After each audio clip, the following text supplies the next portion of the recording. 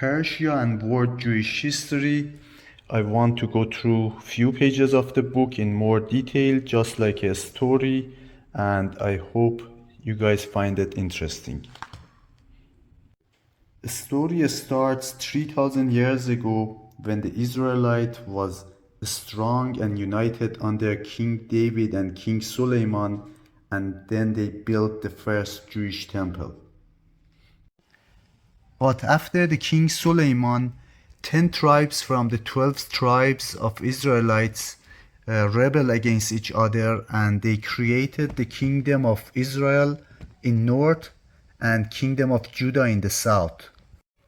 Losing the alliance between each other gave the chance to Assyrians to attack the kingdom of the Israel in the north and take them to exile to lands of Medes, Madha, today's Persia. So they settled in the cities of Ray, that is oldest part of Tehran, Mashhad, and Ekbatana. Ekbatana is today's Hamadan and the capital of the Medes, the Persians. Medes and Persians attacked the Assyrians and take over the cities of Nineveh and Ashur, and it came the downfall of Assyrian Empire, and they take over the entire territory by themselves. So the Babylonian king Nebuchadnezzar attacked the Israelite in kingdom of Judah and destroyed the first temple, burned the city, killed many people including the elders and young people, and took many and almost all the Jews to slavery and captivity to Babylon. Then it came Cyrus the Great, or Kurosh Kabir, the founder of the Persian Empire. Then by uniting the Medes, Persians, and all the tribes of that ancient time, he created the largest empire ever. And by that time, the major powers like Babylon and Lydia, they scared of him, so they start attacking him. And then it came the wars between them and how he conquered them. Babylonian king on that time was Belshazzar, the grandson of the Nebuchadnezzar that attacked the Jews. He was a wealthy king with thousands of troops, so when the army of Cyrus was in his doorstep, he didn't care and he made a huge party, and while he was drinking wine from the cup that was stolen from Jerusalem, here it came written in the wall, and he sent for a noble Jewish man Daniel to come and read it. And Daniel told him that the written it says, your days are numbered and your kingdom gonna be taken over by Persians and Medes.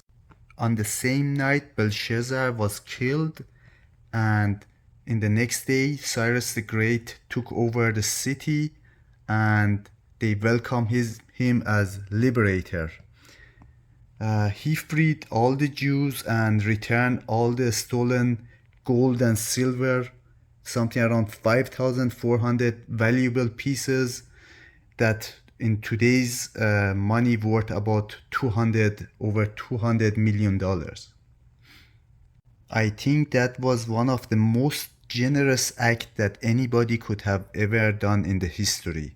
Cyrus declared, the Lord, the God of heaven, has given me all the kingdom of the earth, and he has appointed me to build a temple for him at Jerusalem and Judah. Any of the people among you may return to Jerusalem and build your temple.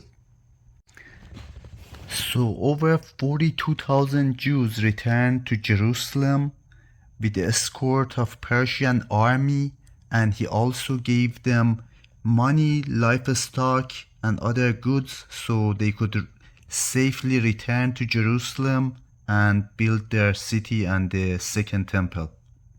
Cyrus also ordered Ezra to rewrite and publish the entire Holy Jewish Book of Torah that almost all the copies been destroyed by Babylonian and Assyrians. Cyrus is the only non-Jew who has been referred as a Mashiach in the Bible. Then, under the Cyrus cylinder, the first human rights cylinder in Persia, he declared that everyone should respect the other people's custom, tradition, religion. He declared the freedom of religion for everyone, and he also abolished slavery, and he also says that everyone can travel freely in his empire and they can do any business that they want in through his empire. After Cyrus the Great, his son Cambodia take over the empire. The main event that happened, he captured Egypt and added to the Persian Empire. And it is interesting to know some Jewish communities had a key role in defending the empire.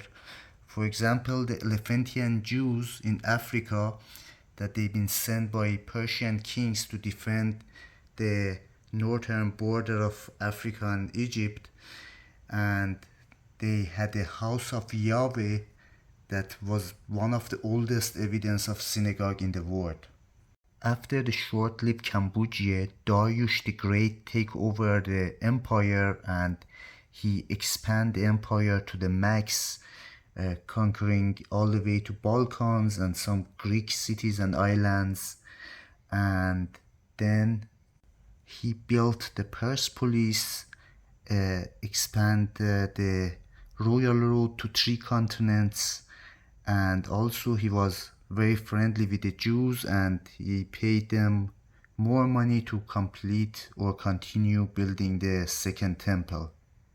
Under the Persian Empire, the last 3 Jewish prophets has guided the Jews, and Jewish communities were established in all 127 urban cities.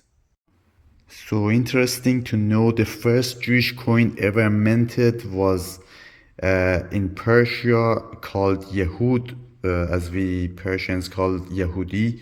So they put the same name and it was Aramaic in Persian language that time. And in one side it had eagle, so it was a centerpiece of the Persian flag, and it was in silver. There is many Jewish holy sites in Iran, like Prophet Daniel in Shush, Sarah Bet Asher in Isfahan, Habaku in Tusarkan, and Esther and Mordechai in Hamadan, and many more. Everybody knows about Purim and how important it is in the Jewish history, that it was in the time of Khashayar Shah or Xerxes I, the son of Darius, and the time that Haman made a plot to murder all the Jews in ancient Persia, and it was foiled by the young and beautiful Queen Esther and her uncle Mordechai, and in result the Haman and his son were hanged. And all Jews celebrate this important event, and it also shows how a Jewish girl could marry one of the most powerful Persian kings. And as it mentioned, her tomb with Mordechai is located in center of Hamadan, that was Persian capital. After Khashayar Shah, his son Ardashir also helped to finish the construction of the second temple. In addition, under the Persian Empire, many Jewish books were written and published, like the book of Daniel, Esther, Nehemiah, and many more. And all the Persian kings to the end was friendly with the Jews, until attack of Alexander to Persia, and that ends the first Persian Empire, the world's greatest empire ever. Thank you for watching my explanation about the few pages of the Persia and world Jewish history, and I hope you guys liked it.